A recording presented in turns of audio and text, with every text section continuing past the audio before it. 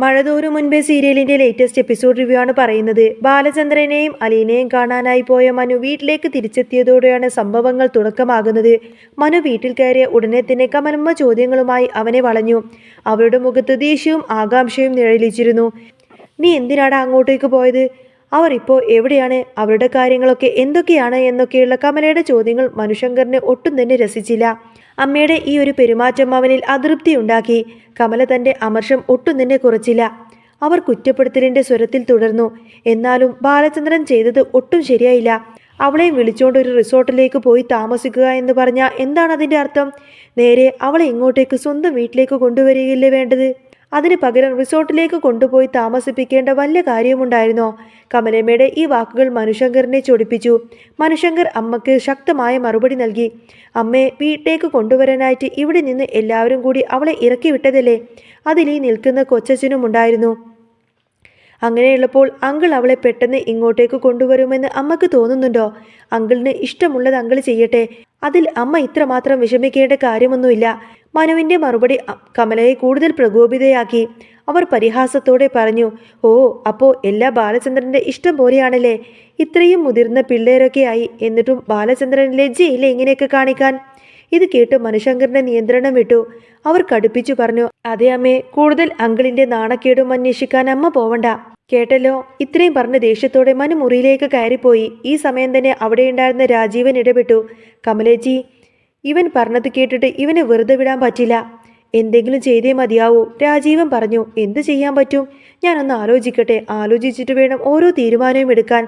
എടുത്തു ചാടി ഇപ്പോൾ ഒന്നും ചെയ്യാൻ പറ്റില്ല എന്ന് കമലമ്മ മറുപടി നൽകി. അന്നത്തെ രാത്രി രാജീവന് ഉറങ്ങാൻ കഴിഞ്ഞില്ല. അയാളുടെ മനസ്സ് മുഴുവൻ അലീനയെ വീട്ടിൽ നിന്നും ബാലചന്ദ്രന്റെ സംരക്ഷണത്തിൽ നിന്നും എങ്ങനെ പുറത്താക്കാമെന്ന ചിന്തയായിരുന്നു. ഏതു വിധേനയും അവളെ അവിടെ നിന്നും പുറത്തു വിടണം. ഒടുവിൽ സഹിക്കിട്ട് രാജീവൻ മനുശങ്കറിനെ വീണ്ടും വിളിച്ചു വരുത്തി. അയാൾക്ക് മനുവിനോട് ചിലത് സംസാരിക്കാനുണ്ടായിരുന്നു. രാജീവൻ മനുവിനോട് ചോദിച്ചു, മനു, നിനക്ക് തോന്നുന്നുണ്ടോ വൈജയന്തിയുടെ അടുത്തേക്ക് അലീനയെ കൊണ്ടുവന്ന അവൾക്ക് പിന്നെ അവിടെ സമാധാനമായിട്ട് നിൽക്കാൻ പറ്റുമെന്ന്? ഇത് കേട്ട് മനുശങ്കർ പുച്ഛത്തോടെ മറുപടി നൽകി. കൊണ്ടുവരുന്ന ആള് ബാലചന്ദ്രൻ അങ്കിളാണെങ്കിൽ അവൾ ഉറപ്പായിട്ടും അവിടെ നിൽക്കും. ഇനിയിപ്പോൾ ആരും ആ വീട്ടിൽ ചെന്നിട്ട് അവളെ ഇറക്കി വിടാനും പോകുന്നില്ല. അങ്ങനെ ആരെങ്കിലും അതിന് മുതിർന്നാൽ അവർക്ക് നല്ല പണി കിട്ടുകയും ചെയ്യും. അങ്കിളോ കൊച്ചച്ഛനോ ഒന്ന് പോയി അവളെ നിന്ന് ഇറക്കി വിട്ട് നോക്ക്. അപ്പോൾ അറിയാം അവിടെ എന്ത് നടക്കുമെന്ന്. രാജീവൻ വിട്ടുകൊടുക്കാൻ തയ്യാറായില്ല. അയാൾ പറഞ്ഞു, അല്ലടാ, അവൾ അവിടെ നിന്ന് പോയിരുന്നെങ്കിൽ ആ വീട്ടിലെ പ്രശ്നങ്ങളൊക്കെ അങ്ങ് തീരില്ലേ? ആ ഒഴിയാബാധ അങ്ങോട്ടേക്ക് ഒഴിഞ്ഞു പോവുകയില്ലേ നല്ലത്? മനുശങ്കർ ഒരു തത്വചിന്തകനെ പോലെ മറുപടി നൽകി. ആര് പറഞ്ഞു കൊച്ചച്ച അവൾ പോയാൽ പ്രശ്നമൊക്കെ തീരുമെന്ന്? അലീന പോയാലും പ്രശ്നങ്ങളൊന്നും തന്നെ തീരാൻ പോകുന്നില്ല. ഇവിടെ യഥാർത്ഥ പ്രശ്നം അലീനയല്ല, അങ്കിളും ആൻറ്റിയും തമ്മിലാണ് പ്രശ്നം. അവർ തമ്മിലുള്ള അസ്വാരസ്യങ്ങളാണ് ഇതിനെല്ലാം കാരണം.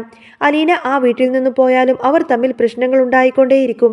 അതെനിക്ക് വ്യക്തമായിട്ട് മനസ്സിലായ കാര്യമാണ്. അലീനയാണ് പ്രശ്നമെങ്കിൽ ഇത് പണ്ടേ അവസാനിച്ചേനെ. നമ്മൾ അറിയാത്ത എന്തൊക്കെയോ കാര്യങ്ങൾ അങ്കിളിൻ്റെ മനസ്സിലുണ്ട്. ഇങ്ങനെ പോയി കഴിഞ്ഞാൽ മിക്കവാറും ആൻറ്റിയായിട്ടായിരിക്കും ആ വീട്ടിൽ നിന്ന് പുറത്താവേണ്ടി വരിക. ആൻറ്റിയുടെ ഈ നാക്കും സ്വഭാവം വെച്ച് ആർക്കും അവരെ പെട്ടെന്നൊന്നും അംഗീകരിച്ചു കൊടുക്കാൻ പറ്റില്ല. രാജീവൻ വീണ്ടും തൻ്റെ സഹോദരിയെ ന്യായീകരിക്കാൻ ശ്രമിച്ചു. എടാ, നീ ഇങ്ങനെ വെറുതെ ആൻറ്റിയെ കുറ്റപ്പെടുത്തി സംസാരിക്കല്ലേ? ഒന്നുമില്ലെങ്കിലും അവൾ നിന്റെ അച്ഛൻ്റെ പെങ്ങളല്ലേടാ? മനു പറയുന്നത് അതൊക്കെ ഞാൻ സമ്മതിച്ചു. പക്ഷേ ന്യായം ആരുടെ ഭാഗത്താണോ അവരുടെ കൂടെയേ ഞാൻ നിൽക്കുള്ളൂ.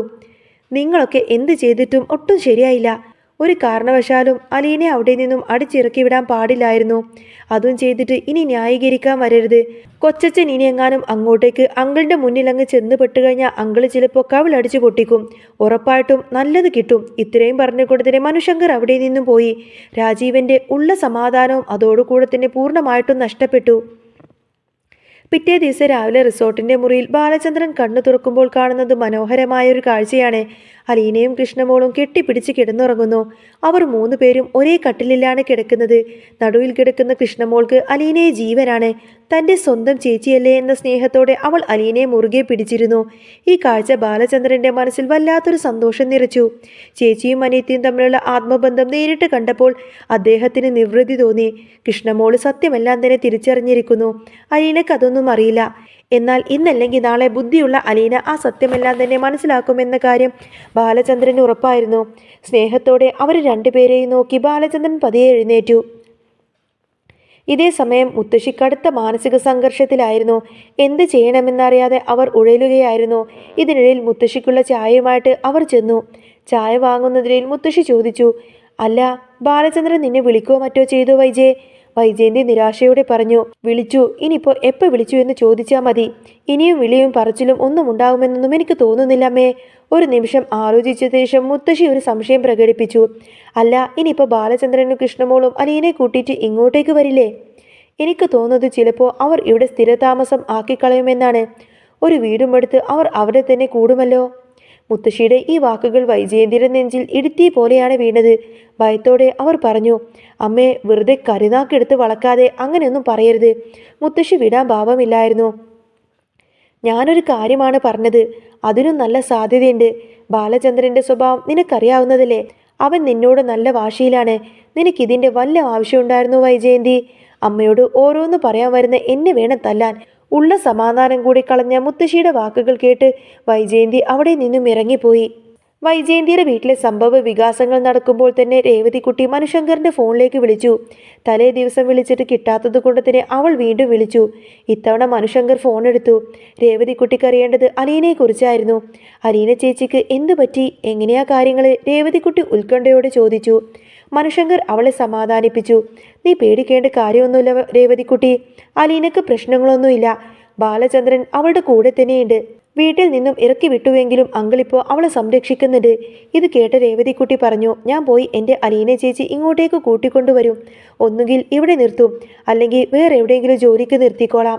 മനുശങ്കർ പറഞ്ഞു, ഇനി ഏതായാലും പെട്ടെന്നൊന്നും അവളെ കൊണ്ടുവരാൻ പറ്റുമെന്ന് തോന്നുന്നില്ല. അതിന് അങ്കിള് സമ്മതിക്കില്ല. നീ പേടിക്കേണ്ട. കൃഷ്ണമോളും അങ്കിളും സപ്പോർട്ടായിട്ട് അവളുടെ കൂടെ തന്നെയുണ്ട്. പിന്നെ മിക്കവാറും അവർ അങ്ങോട്ടേക്ക് വരാൻ ചാൻസ് ഇല്ല. വീണ്ടും അങ്കിൾ കടപ്പാട്ടെ വീട്ടിലേക്ക് തന്നെയായിരിക്കും അവളെ കൊണ്ടുവരുന്നത്. രേവതിക്കുട്ടിക്ക് ആശങ്ക മാറിയില്ല. അവിടെ ചെന്നാൽ ഇനിയും പഴയതുപോലെ പ്രശ്നങ്ങളുണ്ടാവില്ലേ? ചേച്ചിയെ വീണ്ടും അവർ ഇറക്കി വിടില്ലേ? അന്നേരം മനു പറയുന്നുണ്ട്, അങ്ങനെയൊന്നും സംഭവിക്കാൻ ചാൻസ് ഇല്ല. അങ്ങനെ എന്തുണ്ടായാലും അങ്കിൾ അവിടെ വെറുതെ ഇരിക്കുമെന്ന് തോന്നുന്നുണ്ടോ? ഒരിക്കലുമില്ല. അതുകൊണ്ട് നീ ധൈര്യമായിട്ടിരിക്ക്. മനുശങ്കർ രേവതിക്കുട്ടിയെ ആശ്വസിപ്പിച്ചുകൊണ്ട് സംസാരിച്ചു. ഫോൺ വെച്ചതിന് ശേഷം രേവതിക്കുട്ടി നേരെ ഗ്രേസ്യാമ്മയ്ക്കും മാമച്ചനും അടുത്തേക്ക് ചെന്നു. മനുവേട്ടൻ പറഞ്ഞ കാര്യങ്ങളെല്ലാം അവരോട് വിശദീകരിച്ചു. എല്ലാം കേട്ടപ്പോൾ ഗ്രേസ്യാമ്മയ്ക്ക് ചെറിയൊരു ആശ്വാസം തോന്നി.